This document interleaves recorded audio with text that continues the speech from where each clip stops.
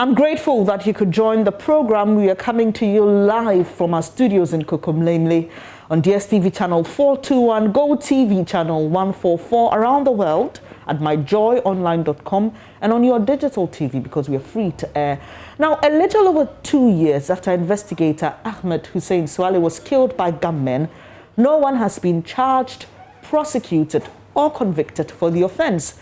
Mr. Suale, who worked closely with investigative journalist Anas Aremeyaw, was killed months after they had worked on a documentary on football corruption. Today on Total Recall, we put the spotlight on this unresolved murder. Public on Tuesday viewed the much-anticipated number 12, Anas Aremeyaw latest investigation. In June 2018, investigative journalist Anas Aremeyaw released his number 12 documentary. He filmed then GFA President Kwesi Nyantakyi engaged in influence peddling. When we get the contracts, big contracts, we can go back and give them more money. And then we take over the whole country. Ahmed Hussein-Suale, described as a colleague of Anas, is said to have been instrumental in this project.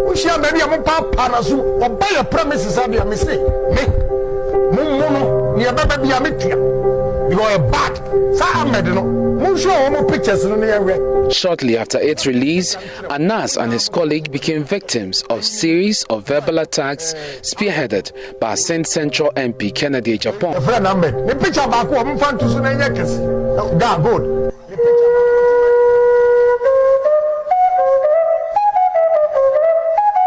On the evening of January 16, 2019, Ahmed Suale was shot dead by unidentified gunmen riding motorbikes.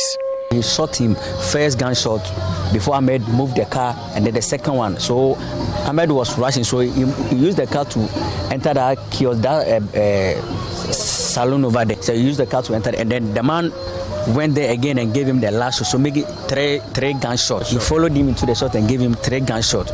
Ahmed was inside the car. So as he received that 2 gunshots, the car moved by force and then entered the shop over there. So the car spoiled the glass and everything over there. He was laid to rest shortly after. There were loud calls for the perpetrators to be brought to book. It is within the bounds of capacity of the Ghana police and the law and order community as a whole to fish out the perpetrators and bring them to book. They have a track record of dealing with such matters. The calls received presidential backing. I am deeply regretful that despite the best efforts of the police, the perpetrators of the murder of Ahmed Suale are still at large. But I assure you, this dossier will not be closed until they are brought to justice. Then Director General of Police Public Affairs, ACP David Eklu, gave this update. Found that the 15,000 CD bounty has been placed on any information that would aid in arresting the suspects. Eyewitnesses have been interviewed, and as I speak now, 6 suspects have been arrested, questioned, and are currently on bail. In addition to that, 3 other persons that we believe may have information related to that murder have been questioned and have been given statement forms to give that statement to the police. They include the MP for Saint Central, Honorable Kennedy Japan, Mr. Kwesi Nyantakyi, and Anas Aremeyaw. They have all been given statement forms to give statements and return them to the police. Fast forward to May 2021. No one has been charged for the murder. There has been quite a number of unresolved murder cases. Key among them is the longer-standing Ahmed Suale matter. And indeed, there's a need for a resolution for that crime. Attorney General Godfred Yeboah-Dame demanded answers from the Ghana Police Service. And indeed, there's a need for a resolution for that crime, because the resolution will actually even indicate the motive for the commission of the crime. Now it has become, it's gained currency that the person was was killed on account of the work that he was doing. That may necessarily not be the case. The person could have been murdered not really on account of his work. It could have been as a result of many other concerns or motives. But it can only be ascertained through a resolution of that crime. IGP James Opombuenu gave this response. On the Ahmed Suale case, some progress has been made in terms of actions on the part of police. It may not be prudent to put that out in the public domain. We've taken certain steps in terms of investigation, and I believe that's a step further than the normal things that we are doing. But for purpose of the investigation, to the sanctity of the investigation, we might not be able to put it out to the general public, so we will not mention it. But when we are alone, we'll be able to give the details on that. Only justice will help heal the family of Suale of the pain that his death has brought them. Please come forward. Please give us the answers that we need. Please help us find the people who did this. For now, the matter remains one of the many unresolved cases that has left respected state figure like Mohammed Ibn Chambers and Sam Jonah troubled. Security and rule of law. In these two particular categories, we have declined. Slow justice system and some high-profile deaths which have not really come out with any clear convictions. What is baffling is that those who used to have voices on these things seem to have lost their voices. People speak on issues based on who is in power. It's a definite silence suggesting that we are no longer concerned about issues that we complained about yesterday. The molestation and, in some cases, assassination of journalists, murder of MPs, corruption, the harassment of agents. Only time will tell when the matter will get some form of closure.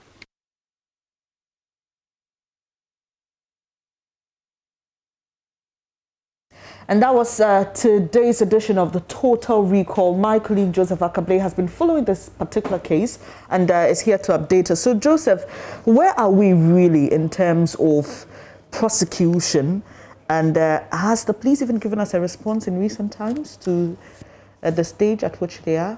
So the latest on the matter is what we heard from the Inspector General of Police, indicating that investigation is still ongoing. And so in a nutshell, we can say that it's not very different from the stage that we were sometime in 2019. And so it's just being at the same level and saying that investigation is ongoing. But the point that the police and our sources indicate is that it's at a level that they cannot disclose the specifics because of the potential to affect the work that is being done. But this is something that the family, they are not too excited about. Indeed, and you spoke to the family. I'll be coming to get more details on that because, you know, yesterday was International Press Freedom Day, and we know the impact of this particular incident on Ghana's rankings over the years, and including many other issues that we heard Sir Sam Jonah talk about. But tell us, how has the family been doing? It's been 2 years. It's very tough. I spoke to Mustafa Idris. He is a brother of Ahmed Suale, and he makes the point that, I mean, their main challenge now is that when the issue happened, they got the assurance from the police that they'll be giving regular updates. Now, they said in the last 2 years, anytime they ask for an update from the police, they get the same response. Investigations are ongoing. Investigations are ongoing. And they say that that cannot be an answer that will help them find some form of closure. Because Ahmed had a wife and he had a child, and there are people who are suffering from his death as a result of that particular incident. And so to them, what will give them closure is when they receive information that A, carried out the act because of B reasons, and that person has been charged with murder and is being prosecuted. And that is the stage that they hope that we get to, which we are unfortunately not there yet. And Joseph, some have suggested that this response from the police may be due to the sensitive nature of the case, but you've been covering similar cases in court. What usually is the trend? And are there any examples that prove otherwise? I mean, generally, you can understand what it means by the fact that, I mean, it's a sensitive matter. And the IGP did make the point that the information that they have, if they put out, it can compromise investigation. And so there are various levels of investigation. There are instances where they are looking for people you've had informants come in and name individuals, and if you put information out there, they can flee. And so we understand all of that. But the fact of the matter is that 2 years, and as a position that the family believes strongly in, is quite a long time for them. They believe that at this stage, there should have been, at least the information should have gotten to the level that some specific arrest warranting prosecution would have taken place. And that is the challenge for the family. They do not have any qualms with the police investigation. Their point really is that they think that if it was, in fact, in the interaction with Mr. Idris, he makes reference to the fact that he believes that had it been a member of the security services who had been affected in this particular instance, and he makes reference to some of the cases that we've dealt with in times past, he believes that the investigations could have gone a bit faster than it is currently. And so that is their concern for now. Joseph Akablade giving us details of this total recall story we brought to you earlier. Away from that, a high-level dialogue among stakeholders in the environment sector on Rosewood kickstarts the Joy Forum series tomorrow. In 2019, the Lands Ministry set up a 6-member committee to investigate alleged corruption in rosewood trade here in Ghana, which deprives the country of millions of dollars. The Committee of Inquiry submitted a report with specific recommendations to state institutions responsible for the protection of the endangered species. 3 years on, a number of the recommendations are yet to be implemented. The illegal fellings, salvaging, transportation, and export of rosewood is still ongoing despite the ban in place. What options are available to stakeholders in saving Ghana's rosewood? How about the status of recommendations by the Committee of Inquiry? For the answers and more, join us at 10 a.m. tomorrow, live on Joy News, on Joy 99.7 FM and myjoyonline.com for the Joy Forum on Rosewood. Well, among tomorrow's discussants is the one-man, call him a one-man Rosewood campaigner from Bole, Jeremiah Abubakar Seidu, who's joining us live on Zoom now for, what to expect tomorrow. Welcome to Newstex, and many thanks for your time. First of all, just share with us a bit of your experience as a Rosewood campaigner in the area you live in. Thank you, JoyNews. It's been a very interesting but challenging process. If you are not passionate about the environment in this country, you will not venture into the rosewood industry, and not to talk about stopping it. In dealing with rosewood, you are touching on high-level powered people, you are touching on security people, you are touching on landowners, decision makers on the land, you are touching on young people, those you live with, you are touching on all kinds of manners of people. It is a trade that involves everybody in this country, including you and I, Joy and Jeremiah, in the sense that once you want to deal with it, someone there will come out and tell you, hey, please, remember I eat from this place. And it has been a challenging issue also.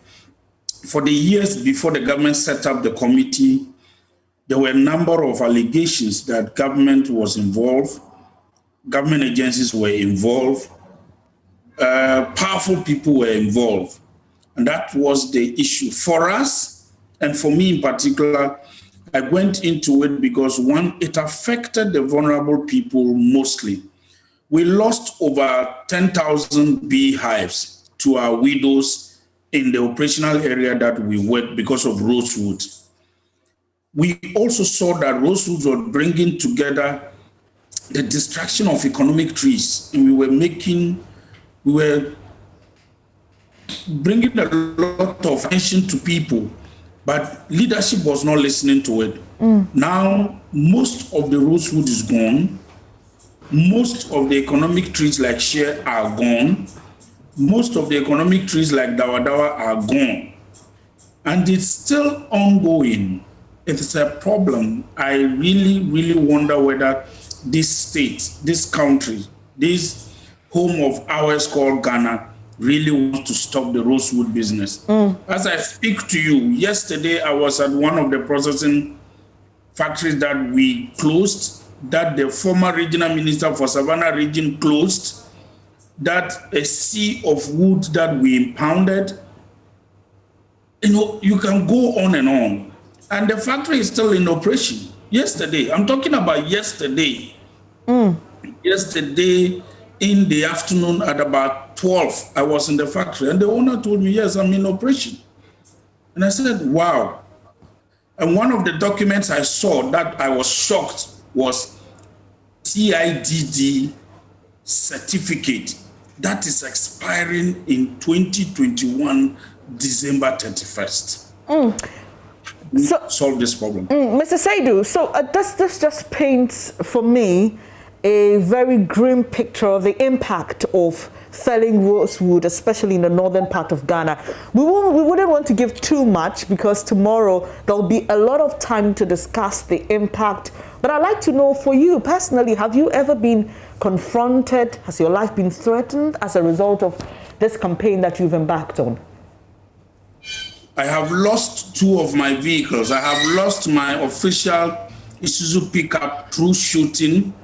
I took my wife's pickup, Kia Sportage. I lost that to it. I have been threatened that I should leave my car and they'll pour petrol on the car. And I said, no, go ahead and do that.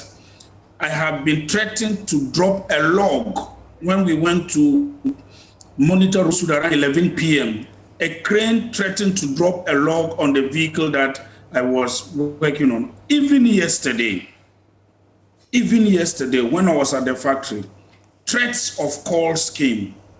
But for me, the passion, for me, God's work, for me, the vulnerable people, I would prefer to die in the name of Rosewood for the vulnerable people to get their lives lived on. And I pray that we see this as the oxygen of the North and not just as Rosewood. Let's see the environment as the oxygen of the North.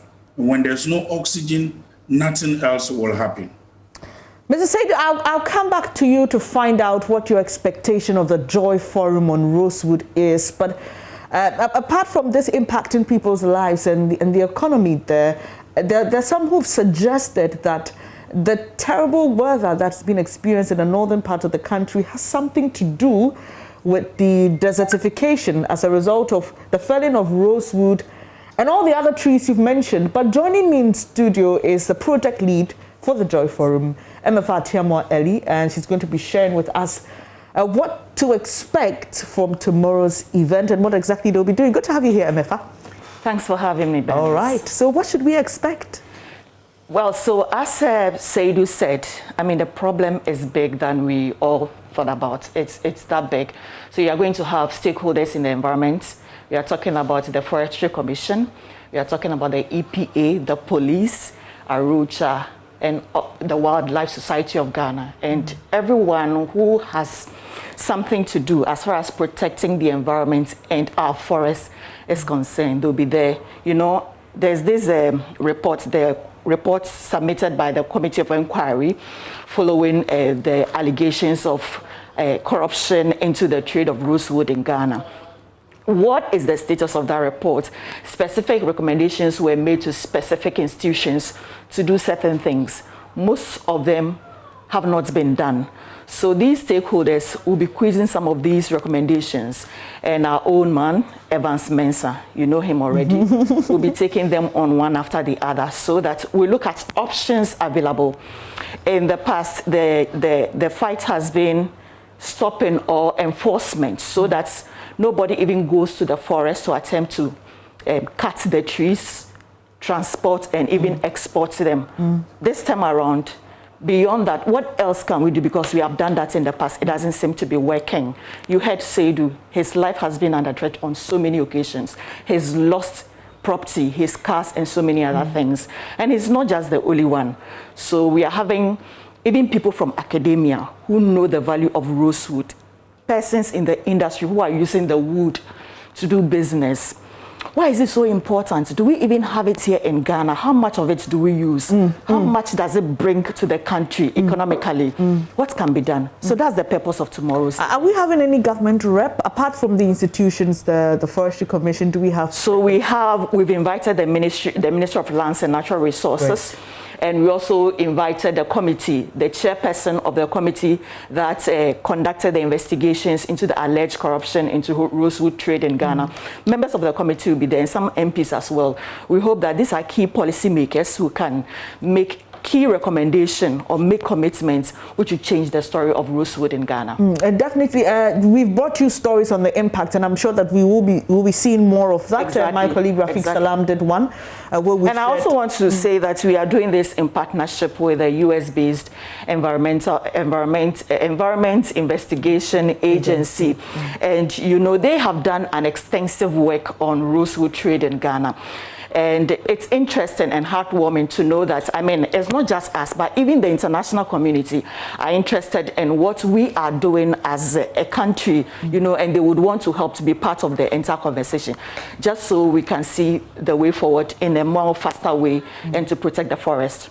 Obviously, I believe that due to COVID restrictions, this is largely strictly by invitation, but tell us, how can our viewers be a part of it, even in terms of contributing to the conversation? Absolutely. So the forum is going to be live on all our social media platforms. It is going to be live on this portal as well. It is on myjoyonline.com. It is also on Joy 99.7 FM. So wherever you are, just as you've said, because of the COVID restrictions, we are all unable to gather at one place. So you can listen to the forum on radio. Contribute, #SaveRosewoodGhana. Share your comments with us, text, Facebook, wherever you are. You can be part of the conversation. I mean, it's about us. If we are able to save rosewood, Ghana's rosewood, it goes to build the national coffers. It goes to increase whatever we want to do in terms of development and to better our lives. I appreciate that's Project Lead Emefa Atiamo Eli there, giving you reason to make a date with us at 10 a.m. tomorrow.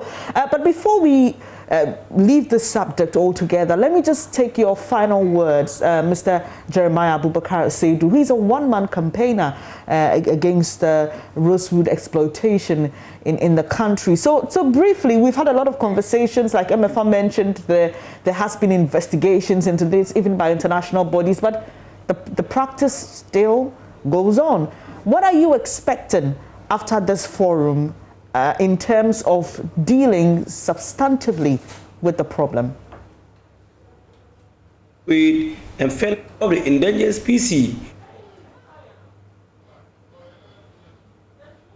leadership to continue to act as they have started acting in Savannah region. I want to go out there and say congratulations to the Regional House of Chiefs. They have taken up the mantle and they themselves are going around and working on and seeing the effect. We want to get them to support and strengthen them and make sure that this is banned. 2, we want to see a sustainable management of the resource. It has become a resource and we need to manage it sustainably. So we need to look at that. And 3, we want to see government to channel its special programs and projects towards these areas that have been devastated, this area that rosewood is going in, so we can create livelihoods for the people and the communities and the youth, and see how we can go and afforest and plant and also make plantation of rosewood. These are the 3 key things I'm expecting and hope will be acted on and not just talked on after tomorrow's forum. I really appreciate your company this morning, and thank you for the fight that you've been waging in saving Ghana's rosewood. That was Jeremiah Abubakar Seidu, a one-man campaigner on the illegal felling of rosewood here in Ghana. And for those of you who think that this is remote, just think about it. The shea butter you use for your hair, some of you even cook with it. Just think about the impact of this on the environment. We'd love to hear what you think. Just as we did for Galamsey, let's do to save our rosewood. And the hashtag is Save Rosewood Ghana. The time is 10 a.m. and the platforms are JoyNews, Joy FM, and Joy 99.7 Joy FM and myjoyonline.com.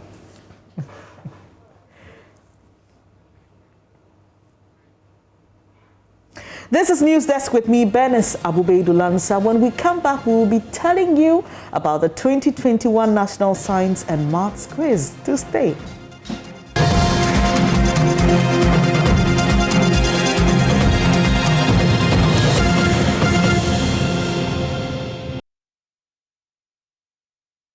Thank you for staying here on News Desk. Now, the regional qualifiers of the 2021 National Science and Maths Quiz has kicked off with impressive performances from all competent schools in the Greater Accra and Upper West regions. The competent schools are hoping to book a place in the national tournament later in October, while St. Francis Xavier scored 50 points to thumb its regional rival Nando Messages to win by a margin of 29 points in the first contest of the first day. Manuel Cranting also spoke to St. Francis girls who won their contest as well. Yeah, here's what transpired when they spoke.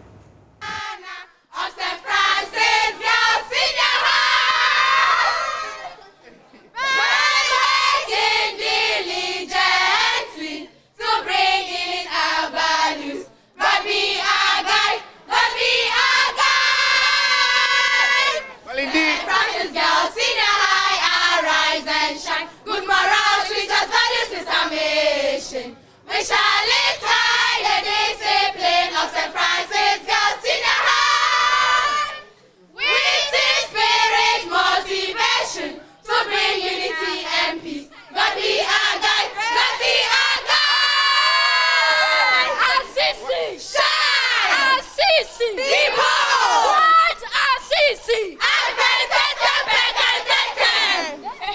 What? Also, a lot of noise from the ladies from St. Francis.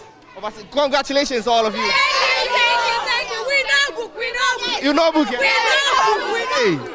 We don't compete with boys. We compete with men. We know book. Well, congratulations. How does it feel? I feel very excited, and I hope tomorrow's contest will go well so that we'll jubilate even more. Jubilate even more. Were the questions difficult? Well, they weren't really difficult, but I think our success depended much on our speed. Yes, we prepared well. Because I know the other contestants too were very good, but the speed wasn't there. Yes. Well, in the morning before you came, you told me that you are here for one mission, and the mission was to win. Eventually, you have won. Somebody says that, well, this is just a scratch on the surface. You're not going to pass through tomorrow's test. What's the assurance for tomorrow? Anyone who says that is a big liar, because Assisi never fails. Yes. We are always the best. Yes. Assisi, shine. Assisi, be bold. Great Assisi. What's the last one? What's the last one you said? Yes.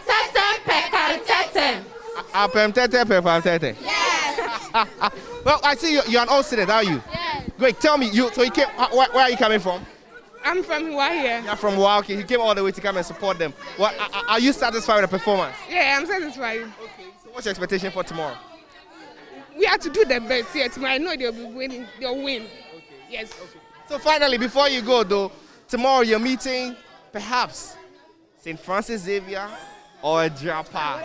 I mean, well, are you not perturbed at all? St. Francis Xavier. We are ready for anything. We are ready. Yeah, what? We are already told we are very prepared. We are told we don't compete with boys. We compete with men. And when we even compete with men, we win. So there's assurance. Say they don't compete with boys. They compete with men. And when they compete with men, they win. These are the ladies from St. Francis of Assisi. Or they have won the third contest for the day. Congratulations, ladies. Thank you.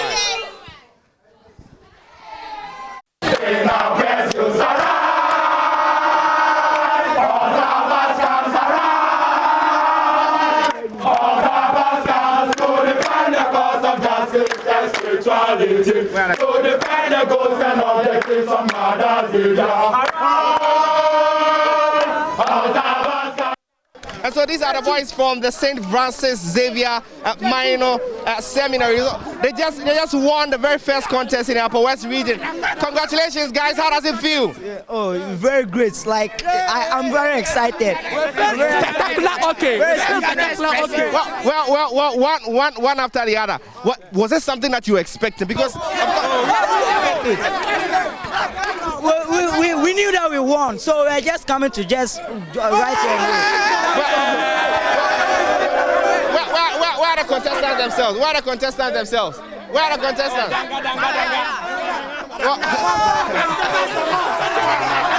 Okay.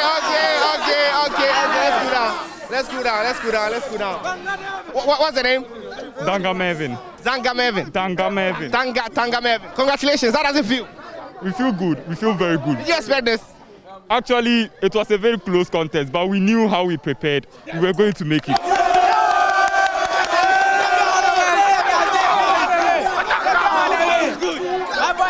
Well, talk to me. When you were on the stage, okay, and then the first round started. I mean, it was really close before the results came out. I mean, weren't you tensed? Okay, when the first round started, we missed a few questions, yes. But then we looked upon ourselves and knew that, yes, we could come back from this. And when we came back strongly. Yes, we did. And you came back strongly.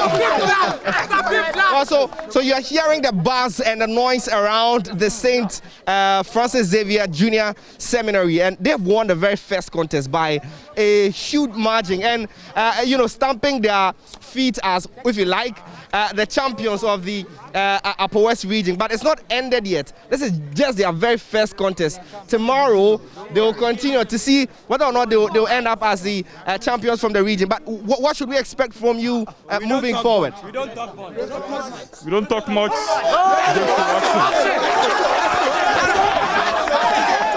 Right. So, I mean, we know that Francis Xavier almost always is in a science and maths quiz, the national championship. You've gone to the finals twice. You've not lifted a trophy before.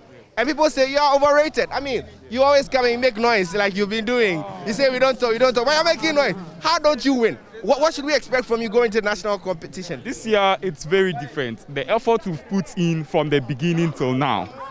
I believe this year we will have a story to tell. We have a story to write. And we are going to make sure this year we are going to right all our critics wrong. We will make it to the final.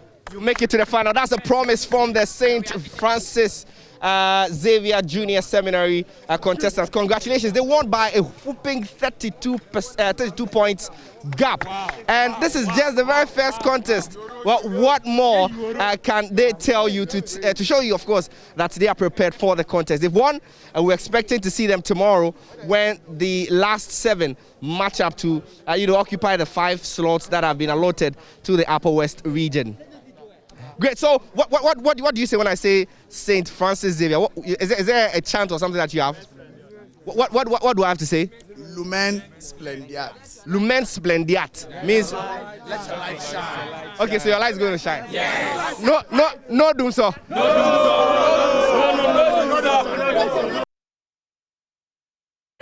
What an interesting way to end that conversation. But that's my colleague Manuel Kranting speaking to some winners of the Upper West Regional NSMQ.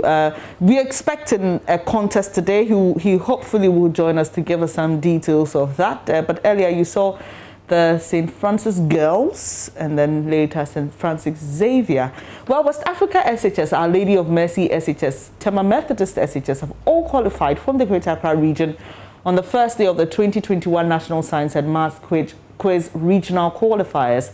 One-time winners St. Thomas Aquinas, St. John's Grammar, St. Mary's HSS, Chimwe SHS and Accra Girls will all be competing for a spot at the national stage later. Today, Maxwell Agbagba has details from the southern sector.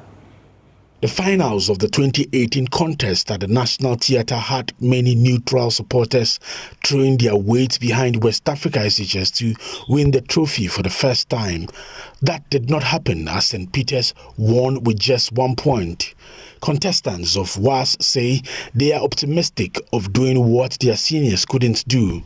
West Africa Secondary School has qualified to the 2021 National Science and Maths Quiz. Now they beat Tema Senior High School with just 1 point. Ahuno Emmanuel. Okay, tell me, what does it feel like beating Tema Secondary School with just 1 point? It's one very great opportunity. Like, this contest was really challenging, but through the help of God and our efforts, we know we have been able to do this, and then we know that gradually from here we'll make it to the next stage of the competition. Okay. Nothing but the best. We did some in 2018, and sure we are true to, and we are capable to do what we did in the previous years. Okay. That's in 2018. Okay. Should we expect what happened in 2018 to happen in 2021? Maybe this time you're winning it too. Sure, even better than what we did in 2018. By the grace of God, we're going to bring this cup to us, West Africa Senior High School. What's your name? Garba Michael. It's nothing but the best, that's my senior said. And we'll try and put in much effort next time. Tema SHS contestant Aliyu Hajaratu Yahya could not hold back her tears. Tema Senior High School missed out on qualifying to the 2021 competition by just 1 point. It's a sad moment for them right now. You can see one of them cried. Let me speak to the lady and then I'll come to you. We place a lot of preparation into this. That's why it's paining. Wow. You sad that you can't make it to the 2021 competition? All is well. It's because that's what God has planned for us. That's why it has happened. Okay. But what does the National Science and Maths Quiz mean to you students? It means a lot to us. It gives us opportunities to know how we are, like our strengths. Okay. Nada. For a colleague, Ni Aflutete, the Joy Learning channel helped with his preparations. I was watching Joy Learning. I even joined the maths quiz. They were doing maths quiz and I participated. And I also won coupon. Okay. Yeah. Well, Joy Learning is good. They should keep watching and keep learning, because it's true that I learned a lot of things that helped me for the science and maths. Oh, okay. So they should keep watching and keep learning. And this contest, it's really hard because we put in a lot of effort to get here, and only 1 mark difference causing us to fall back is very painful. Okay. But all we need to do is there is more after this. Okay. Okay. There's more to come. Yes. Okay. Holy Trinity Cathedral Senior High School booked a place at the national competition in October after beating Adan Senior High School and Teshi Presby SHS. Tema Methodist Day and Our Lady of Mercy Senior High School also qualified to join Monday's qualification contests. Let's take you back to the Upper West region for an update on the regional qualifiers. There, Manuel Kranting joins us. Manuel, what's the news this morning? Hello, Manuel. Yeah, so good morning, Bernice. If you can hear in the background, Wa Senior High School students are just singing their anthem. They actually just came off the stage where they won their very first contest in the qualifiers, the first level of the qualifiers. But they met a school called Aramon Senior High Technical and then Kaliu Senior High Technical. Well, this particular school is interesting because it has some of the very big names that have come from the Upper West as their alumni. For example, you have Alban Bagby, the Right Honourable Speaker of Parliament, Justice Yoni Kulendi also went to this school. And of course, our very own Rafik Salam also went to this school. He was here yesterday to support them. But today, they have won their very first contest. And that's booked them a spot in the set of last contest that will happen later in the day. Well, congratulations, guys. Congratulations. Thank you. Great. I see you are in high spirit. Was this expected? You got 36 points out of, and then of course the closest one to you was 13 points. That's huge. Yeah, actually we're targeting more than that, but as far as it has come, we are still preparing towards the next contest, and we pray that we should get more than what we had for this one. I see. Where are your contestants? The ones in the white masks. Come closer. What's your name? Isaac Say. Isaac Say. You're on the stage. You got 36 points. Well, the Francis Xavier, the St. Francis girls, those schools got 50 and 52. You possibly will meet them in the final qualifier. Doesn't it spook you a bit? No, please. Yeah, because we have ever met them and we know them and they also know us. For now, we are not afraid of any other school as far as Great Wasek is concerned. Great to ASEC. Yes, please. If I say great to ASEC, what do you say? Knowledge and service. Great to ASEC. Knowledge and service. We hope that your knowledge will be enough to get you some service later. But final words, what should we expect from you as you're going into the next contest? Your trainer, where's your trainer? Great. What's your name, sir? My name is Ababasa Olina. Great. Ababasa, what should we expect from you and your team? I think my team is solid. The contests were different, so comparing two different contests, I don't think that is the best. The best is coming from one context. And what we are doing is that we are going to demolish any other school that we are... You know what? Demolish any school that we are meeting, just as we have done to the other schools. So that is what we are doing. So today we are Well, Manuel Krantik, that we'll leave it here for now, but just stay with us. We've got all the updates for you on NSMQ 2021. Now let's go to an issue that's been trending for 48 hours and over, hashtag Fix the Country.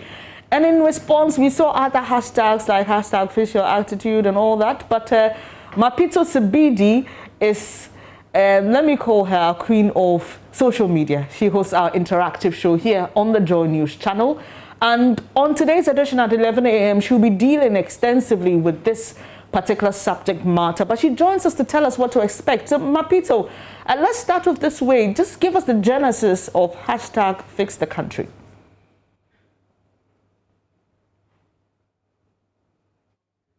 Hello, Mapito. If you can hear me, can you share with us the genesis of hashtag Fix the Country?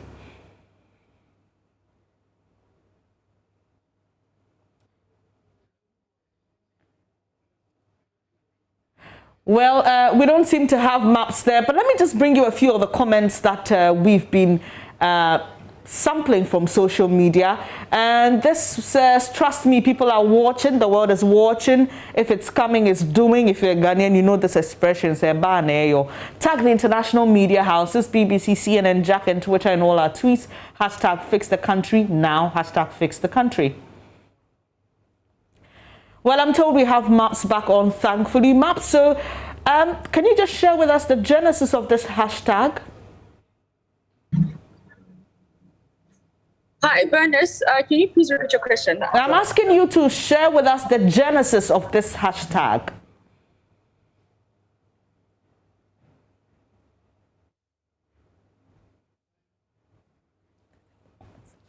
Well, let me just bring you more of those comments. This one says the country needs fixing. Water be problem, electricity, fuel, dear, disaster. And you know, stuff from this government, it be the two major parties where always they lead the country. So this person is actually writing in pidgin, basically saying it's the fault of the two major parties that lead the country. Hashtag Fix the Country now. This one says, we are not asking for a change in government. We are, however, asking for a change in governance. Is that too much to ask for? We gave you the power to hashtag Fix the Country. Do the needful, fix the country. Hashtag Black Tuesday. And this is from Juliet Bewa. The Ghanaian wants the basics, stable electricity, water, quality healthcare, etc. They want to see their SNIT being put to good use. They don't want to beg for the street lights to stay on. They want to see fuel prices not hard on the pocket and other tangibles. Hashtag Fix the Country.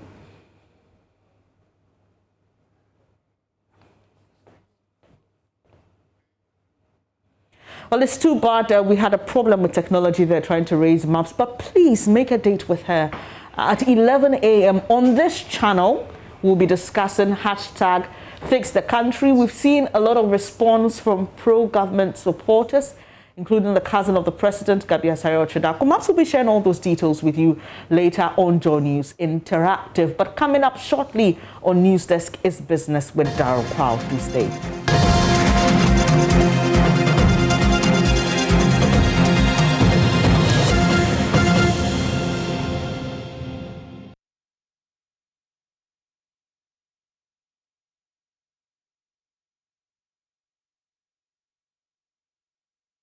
Welcome to Business. My name is Daryl Kwao. The Ghana National Chamber of Commerce and Industry is calling on the Bank of Ghana to institute a special stimulus package for companies that will be trading under the African Continental Free Trade Area.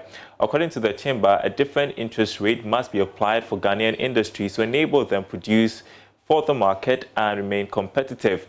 Frederick Eduamwako is president of the chamber. It has to do with a lot of countries in the continent to be part of it. And so we have to get a perfect knowledge of the market as to what is going on in other countries. We want to know where we have our strength to produce at lower cost. We are talking about cost of funds. Yes, it's key. Apart from coming out with a standard that other countries seek to ask us to supply them in specific standards, we still have to be competitive. A situation where you have the Francophone countries supporting their members with some fundings and a form of stimulus package makes us worse off at a go. And that is why we are asking that if the cost of fund is not good enough, we'll not be able to be very competitive. So the government should look at a form of giving us some stimulus package. More so, the government can also come together with the banks. I saw the governor here to come out with a way of getting some support in the form of lower interest rate for those who are availing themselves into the market. As business entities, when we are doing well, it's the bank that benefits a lot. If our businesses are not doing well, their existence will not be necessary. So if they invest in us, it's a way of trying to tell us that they are protecting their business into the future. And I think that is key for us to look at it. And so we want to remain more competitive and want the government to come to our aid so that the cost of funds will be quite good for us to be very competitive. In other news, AgriHouse Foundation and Agricultural Advocacy Agency, in collaboration with the Ghana Poultry Project, has organized a maiden edition of the Ghana Chicken Festival. The festival is an initiative to promote the patronage and consumption of locally produced chicken.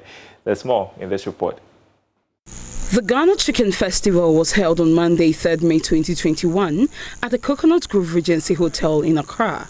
The event provided a platform for industry players in the poultry value chain to interact and advocate for more consumption of locally produced chicken.